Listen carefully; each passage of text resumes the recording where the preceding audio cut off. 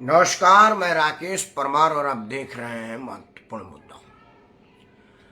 मित्रों, महत्वपूर्ण मुद्दे में आज सिर्फ एक विषय को मैंने महत्वपूर्ण माना है, वो है सड़क दुर्घटना। यह बात मैं इसलिए कहा क्योंकि अभी हाल ही में मेरठ रोड पर एक गलत दिशा से आ रही बस ने एक सही दिशा से आ रहे कार को टक्कर मार दी, जिसमें कार सवार सभी लोग मौके पर ही मर गए। बस में सवार भी बहुत लोग घायल हुए हैं। बस वाला कई किलोमीटर तक रॉन्ग साइड आ रहा था।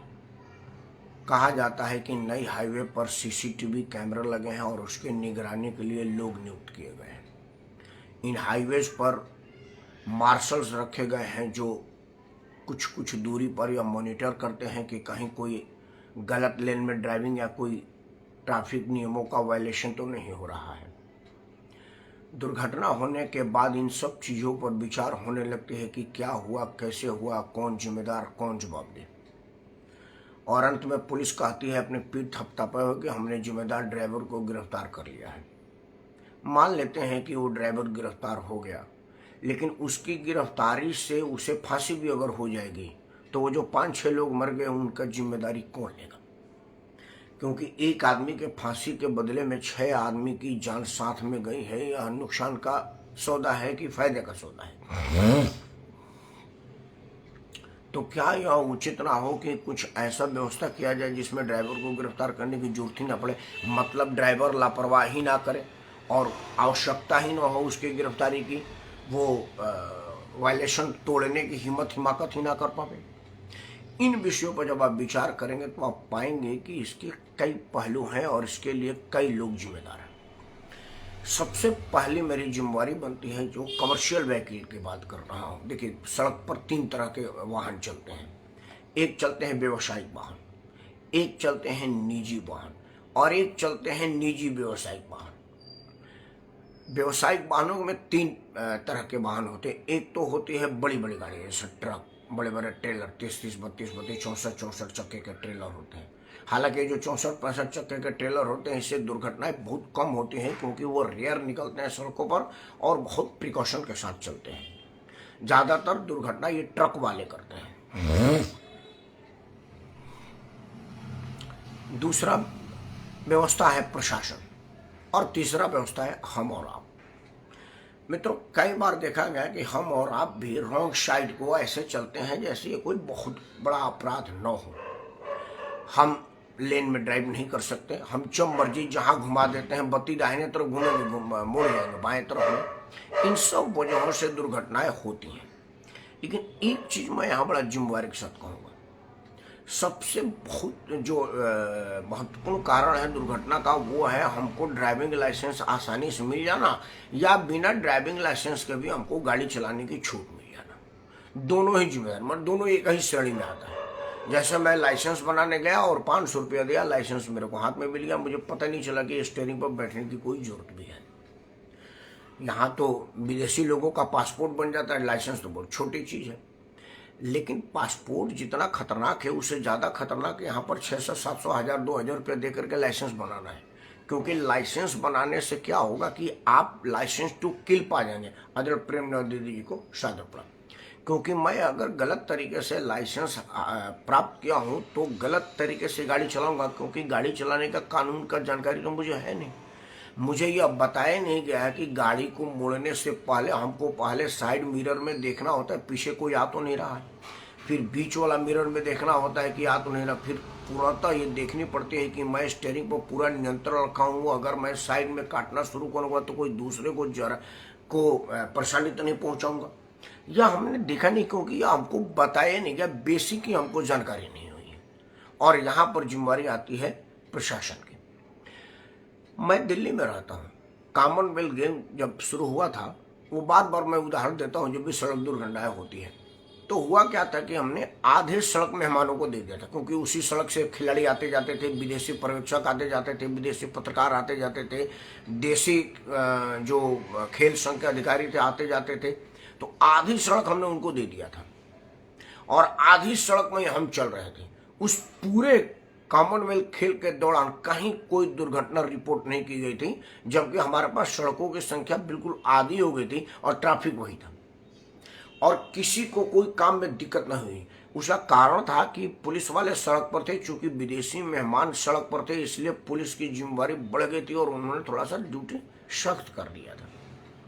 मतलब हम डरते हैं पुलिस के डंडा देखने के बाद। एक चुटकुला है, एक हवलदार बोला बत्ती नहीं दिखी क्या?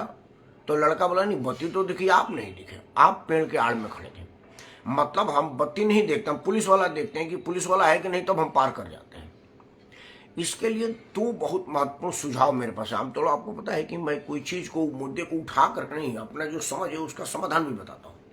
देखिए मेरा अपना सुझाव है कि मान लीजिए कि जैसे ये बस रॉन्ग साइड आ रही थी, तो ड्राइवर के पहले उसके मालिक को गिरफ्तार किया जाए और मालिक पर 6 लोगों का मर्डर का केस चलाया जाए। इसमें कानून में कोई सुधार करने की जरूरत हो तो कुछ सुधार किया जाए।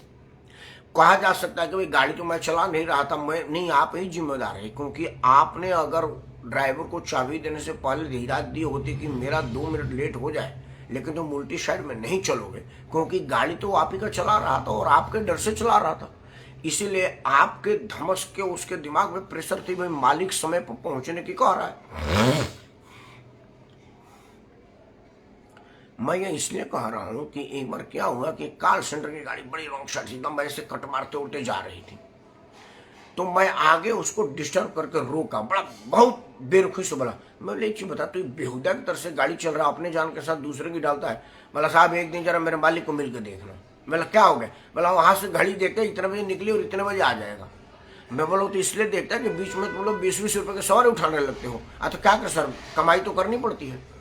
तो मतलब उसको मालिक ने देखा कि भाई छतरपुर से महरौली आने का इतना टाइम लगेगा और वो ज्यादा टाइम लगा के देखेगा तूने 2 चक्कर एक्स्ट्रा मार लिया, तो वो चक्कर बचाने के लिए उसको सवारी भी उठाना है और तेजी से जा रहा है। मतलब उसे अपना काम कर रहा है, मालिक को दे और टाइम भी देना है। सड़क पर लोगों का जान का उसको कोई परवाह नहीं, क्योंकि उसको पता है अगर जान ले भी लेंगे तो 6 महीने की सजा होगी। मोटर व्हीकल में यही लिखा हुआ है। दूसरा और सबसे जरूरी हो, एक काम कर दिया जाए तो सड़क दुर्घटना नहीं होगी। मान लीजिए कि लाजपत नगर में बस ने एक्सीडेंट किया और वो बस चल रही है बदरपुर से इंडिया गेट तक की, तो बदरपुर से इंडिया गेट तक के जितने एसएचओ हैं और जितने बीट पर लोग ड्यूटी करते हैं उन सड़कों पर, उन सब लोगों को सस्पेंड कर दिया जाए और 2 साल तक उनको ड्यूटी से हटा दिया जाए। 3 साल 5 साल हो सकता है डिसमिस ही कर दिया जाए। ये उनको बताया जाए कि भाई अगर ये गाड़ी जाके आगे एक्सीडेंट होगी तो तुम सस्पेंड होगे। विश्वास करिए, हर लाल बत्ती पर ट्रैफिक वाला आएगा और ड्राइवर को 3 घूसा मारेगा, कहेगा हरामजादे ध्यान रखियो अगर एक्सीडेंट हो जाएगी मेरी नौकरी जाएगी। और जिस तरह से हमारे कहा था ना टेकुआ की तरह से सीधा होना, टेकुआ की तरह से ड्राइवर सीधा होगा, क्योंकि उसको हर बत्ती पर घूसे का डर सताएगा। लेकिन यहाँ होता क्या है कि हर बत्ती पर पुलिस वाला पैसा लेता है उससे और वो लाल बत्ती पार करने देता। हम लोग दिल्ली में ही रहते हैं, मैं लाल बत्ती पर खड़ा हूँ, कमर्शियल गाड़ी लाल बत्ती पर खड़ा नहीं होती। मैं जैसे आज अपना उदाहरण, मैं फरीदाबाद गया था, फरीदाबाद 16 सेक्टर के बत्ती पर मैं खड़ा था, टेम्पू वाला, 3 व्हीलर वाला, ऑटो वाला, मिनी बस वाला नहीं रुका, वो जा रहा तो पुलिस वाला वहीं खड़ा। तो हम तो सामाजिक लोग, पुलिस वाला इधर भाई इन सब लोगों का फोटो खींच। बोला कितने कितने का खींचूंगा जी साहब, तो सारे जा रहे हैं। मैं बोला 2 का खींच कर लाइसेंस चलान बना ना। क्या करें साहब, जहां बनाएंगे वहीं पर इनका पैसा जाता है, क्या करें। उन्होंने बड़ी ईमानदारी से कहा।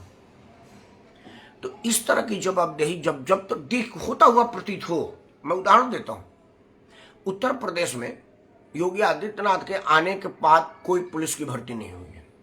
वो वही पुलिस है जो मायावती और मुलायम और अखिलेश के टाइम में थे, वही सिपाही है और वही प्रशासन है, सब कुछ वही है। लेकिन उनको पता चल गया कि अगली बार जो बाबा है वो सख्त है। वही पुलिस वाला उसी गुंडे को जिसको सलामी देता था उसको घसीट करके थाने में डाल दिया, बल्कि कई गुंडे घसीटते हुए खुद को लेके आए। बोला भाई साहब हमको अंदर कर लीजिए, हमने ये वाला अपराध किया था। पुलिस को तो ये अपराध तो मेरा पंजीकृत नहीं। अरे आप क्या नहीं होगा, मेरे को तो पता है ना मैंने किया है सर, वो और भी कुछ किया, याद आने दीजिए, हमको बंद करिए। क्योंकि योगी आदित्यनाथ सख्त हो गए, वही पुलिस सख्त हो गई है। तो जिस दिन यह एक कानून बन जाएगा कि गाड़ी चाहे जो एक्सीडेंट हो, वो आदमी जहां से गाड़ी वाला चला और जहां तक जाएगा उसके बीच वाले के सारे पुलिस वाले सस्पेंड हो गए। विश्वास करिए कोई एक्सीडेंट हुआ, आपको और कुछ कानून बनाने की जरूरत नहीं है, क्योंकि हर चौराहे पर पुलिस वाला जब लाल बत्ती रुकेगी तो शीशा उतरवा के दो दो झापड़ मारेगा, कान के नीचे बजाएगा या समझाएगा कि भाई एक्सीडेंट हो गया, ध्यान रखना।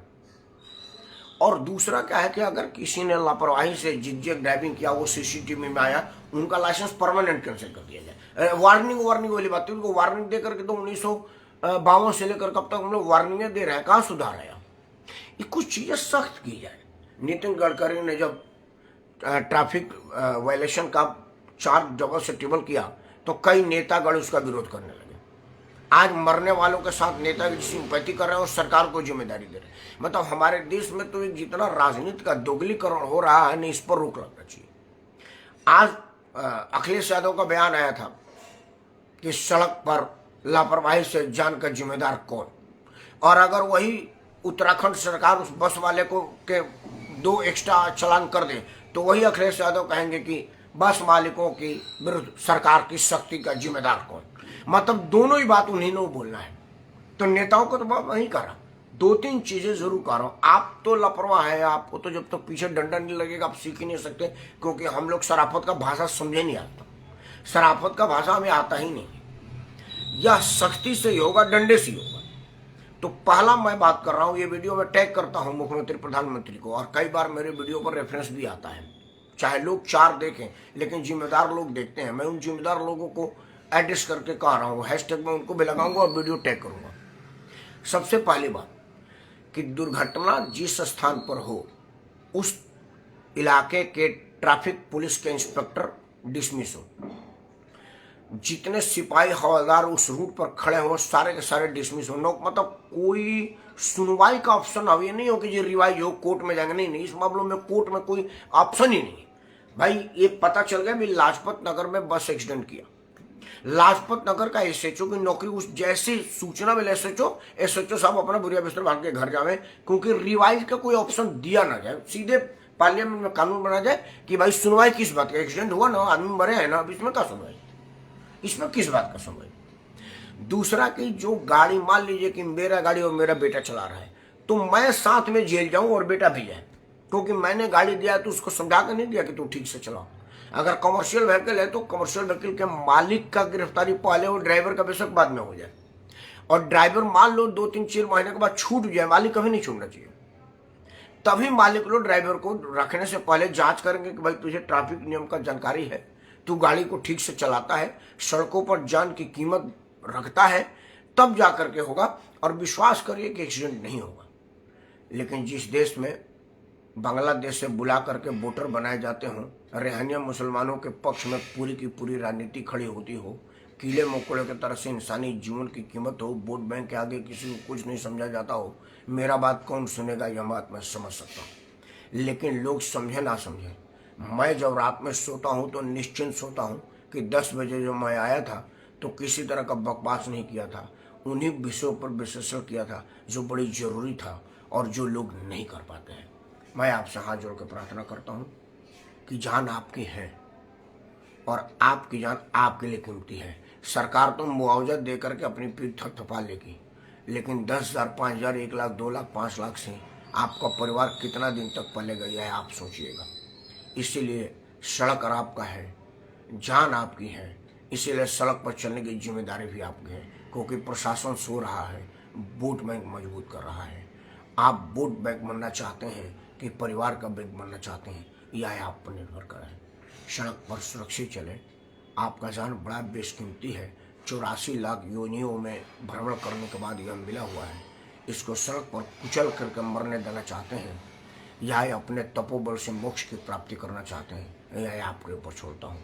मैं आपको प्रणाम करता हूँ, भारत महान को धन्यवाद देता हूँ। जय हिंद, वंदे मातरम।